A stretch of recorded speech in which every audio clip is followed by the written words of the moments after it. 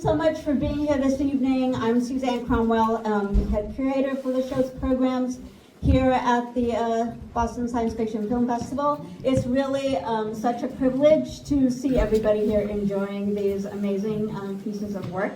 So thank you all so much for being here. We do want to ask at this time, we know that there are some filmmakers in the audience, and we'd like to invite them to come down so you can find out more about the project.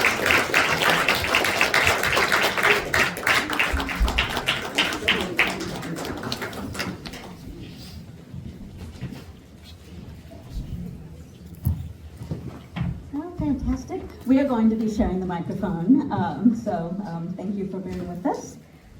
First of all, I'm just going to hand the microphone over to y'all, and I'm going to have you introduce yourselves and share which film was your creation, and then I'm going to ask that you talk a little bit about the inspiration behind what you created.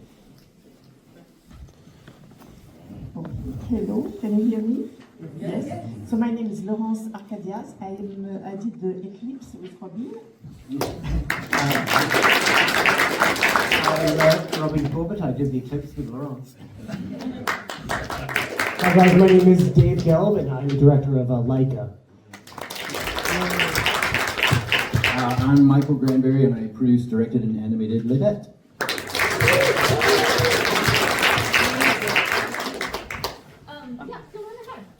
Sure. Bêtes was an interesting project. I work in stop motion. This weekend is actually my 20th anniversary of being a professional stop motion animator. And in January of 2020, I was looking for a project to kind of do on the side, and I realized I had dozens and dozens and dozens of very old stop motion puppets that had been made 15, almost 20 years previously that were made for projects that never were filmed. And so none of these puppets had ever seen the light of day, or they'd barely been tested to see how they would work, but they were in nothing. And so basically, no one ever saw them. And so they were disintegrating and turning to dust very rapidly. And I realized, well, it's time to do something with them or throw them away. So I decided to put them all in a movie together and see what would happen. I did not write a script. There were no storyboards. I basically took them out and put them on a table and said, you tell me what to do and I'll do it. And that's the relationship you have with puppets when you work for them for a long time. But essentially, the color palette was kind of nauseating to look at because they were not designed to go together. So I put a black and white filter on it. And suddenly it reminded me of a 1933's Ladislav Starevich animation. He's one of the great-grandparents of stop motion, and whose work I love. And another thing that I love is trying to recreate vintage styles of animation and stop motion to figure out how did they do what they did when they didn't even know until the film got back if they had anything at all. And so I really took a deep dive into Starevich, and it kind of started as a tribute to him. And it was shot more or less in sequence because every shot was sort of informing what the next shot was going to be, which is a very inefficient way to work. But over time, the story just kind of took on a life of its own. And this was with mostly the year 2020 sort of as the backdrop. So I completely know that I was working through a lot of my angst about things that were happening in that year and that time. And just little by little, and having to take long breaks for jobs when we eventually got over COVID and were able to go back to work, it was finally done. And I started submitting it to festivals like April 2nd of last year. And it is what you saw.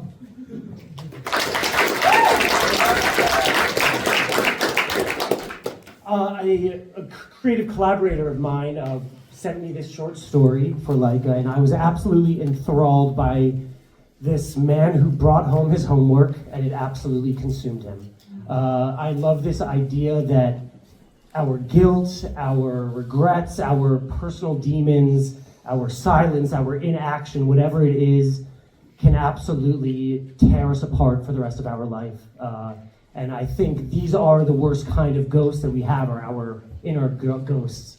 And I love this script so much because it just moved through different genres. What started out as a historical nonfiction piece moves into, an at-home personal story, almost has this Wes Anderson bringing in a family, bringing in kids, and then eventually turns into a revenge story that turns into a ghost story. And I love how the story just kept evolving, and you never really knew exactly where it was going. And to me, I think that's what I'm drawn to, stories that always kind of take you in a different direction. You don't know where it's going to go. And so I was really drawn to the story itself. And then in terms of the art direction, we really just were really inspired by early Soviet propaganda posters. And we tried to really embrace that high contrast and big reds and big blacks and just try to embrace that style and keep the animation very simple and subtle and really just focus on the emotion of the story itself. And that was our process.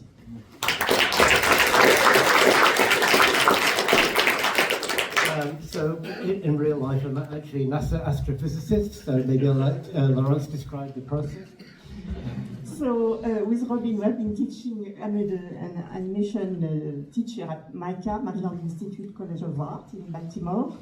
And then with Robin, we teach a class called Astro Animation, where we teach our animation students about astronomy so they can create animation based on your colleagues, astronomers who come to our class, and then they do little films. So based on that, we wanted to explore. We've been teaching this class for about 10 years or more, and then we wanted to see how, from that base, how we could go beyond that. And then we were also thinking about bringing astronomy to younger kids who don't have so much money to come to MICA, but to use animation as a how to approach them with animation. So astronomy, thank you. So the animation, yes, bring them to astronomy by killing the fear aspect of astronomy. And then we decided to do those workshops. And before we do that with kids, we wanted to test them with astronomers and the film that we saw. So basically, the film is, is based on. Yes. So it's based on the first film made of an eclipse from 1900, done by a magician. It's in the public domain. So what we did is, and we've done with the workshops as well with libraries and schools, but in this case we did stills from the actual film. We distributed them to the people there. We gave them a certain number of stuff to do. We gave them stuff to mark on it, whatever way they were inspired to do it. And Laurence gave them I started off normally by giving like a 5-minute introduction about the astronomy involved with things.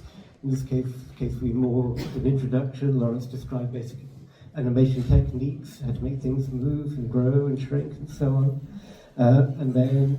And then after that, so we had about 30 astronomers who came to our workshop. So we are so delighted with that. And so when they were done, like using crayons and making all those doodles and stuff, so I collected all the films and then I issued them and used Premiere to put that together. And then we had a new animation film called the Eclipse. And the music also was done by some of your colleagues. There are astronomers that are doing a cappella songs, and they are beautiful. And it fits so well with the film, so we are really happy with that.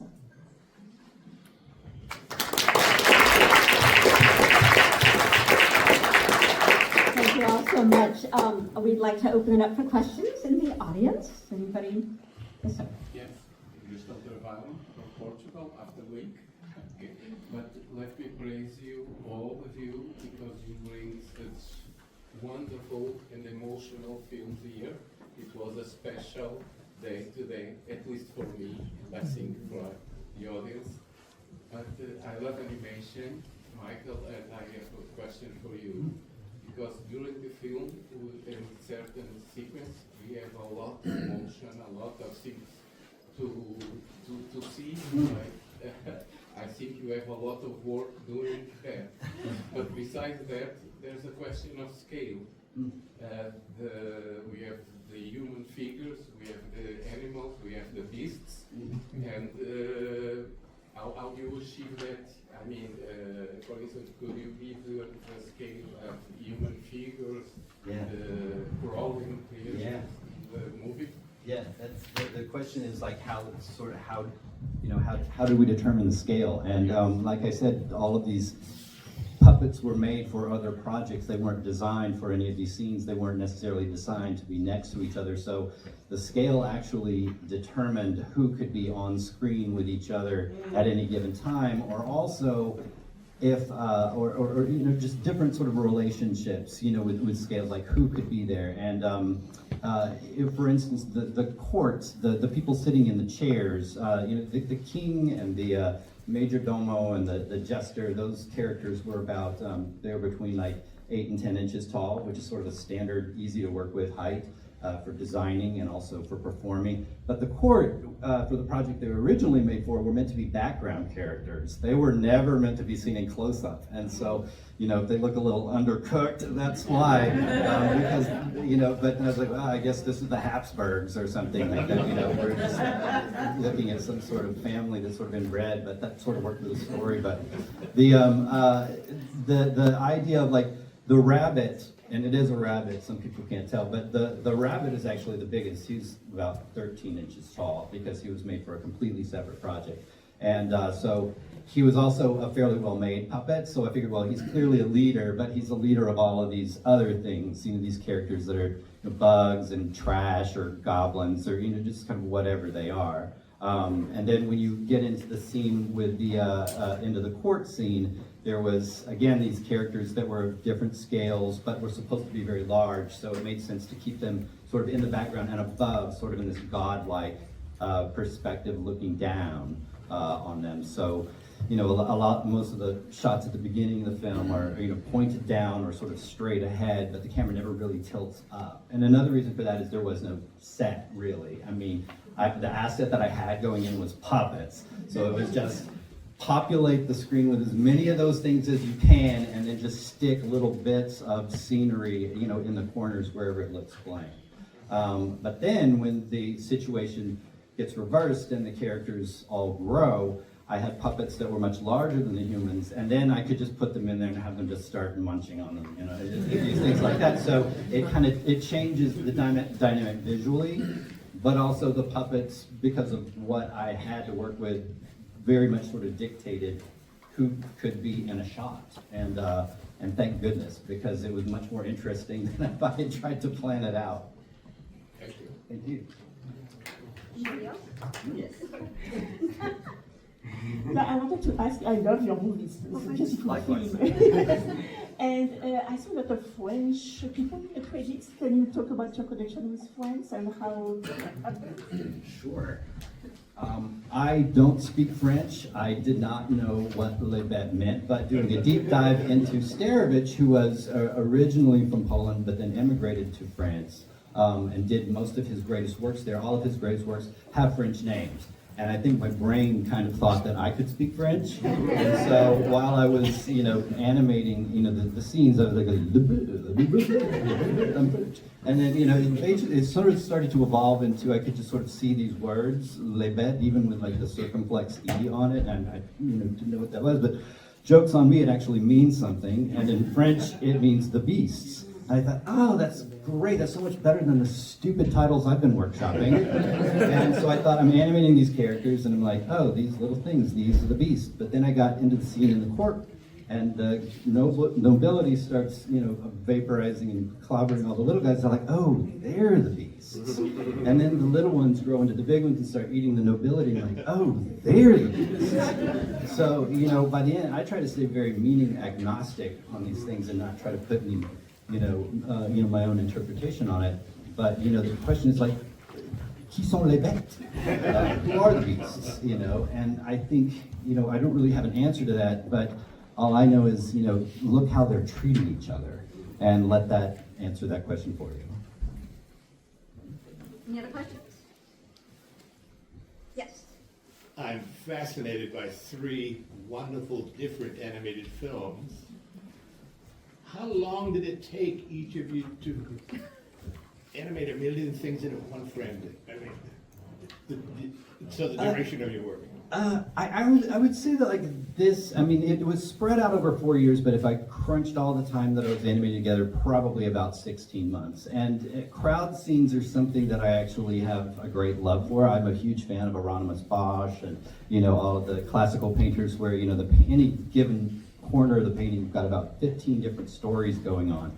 And so since I had all these characters and I was determined to use every single one of them, you know, I just kept cramming them all in as much as possible. But it can go fairly fast. I try to give every character sort of their own inner monologue, like what are they thinking? What's their story and what's their relationship, so that I'm not just trying to track arms and legs, but, you know, I'm just like sort of following this little character's journey. And stop motion animators, we like to look through everybody's work like frame at a time, because you can see every decision that was made. It's right there. And so knowing that my friends were going to be looking at it, I wanted to put in lots of little Easter eggs and things for them to find to sort of reward that OCD behavior. In total, I want to say it was about 1.5 to 2 years in totality. And I think a lot of that was about 17, 20 animatics, and just trying to get the pacing right. Because what started as trying to keep this very budget conscious and try to keep it in 2-3 minutes, and then you quickly realize that you can't tell a story or that much of a story in 2 minutes. So I think over each 5 rounds of animatics, we'd add on another 2 minutes, and then eventually it ended up around 10 minutes total, which I think was about the right pacing for us. So usually it takes me a long time to do an animation film, but this time it took me 1 hour and a half by the time of the workshop, and then to put it together another maybe day or so, and then. But I learned so much by doing that, because from that I was able to. We have several workshops, so with kids and students and different types of people, so it's had a better experience. Other questions? One more?